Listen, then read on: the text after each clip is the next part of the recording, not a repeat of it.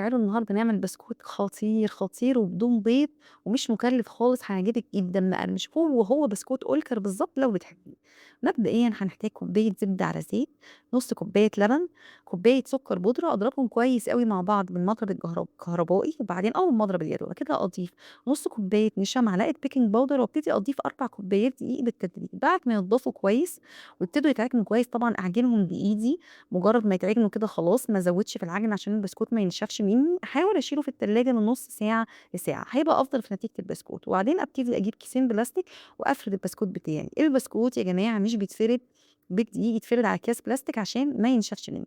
ابتدي اجيب صينية مدهونة زبدة وارصص فيها البسكوت. انا عملت شكل كده ان انا خرمتهم كده بالخلة الصغننة، دخلها على فرن درجة حرارة 180، طلع بالقرمشة الخطيرة دي.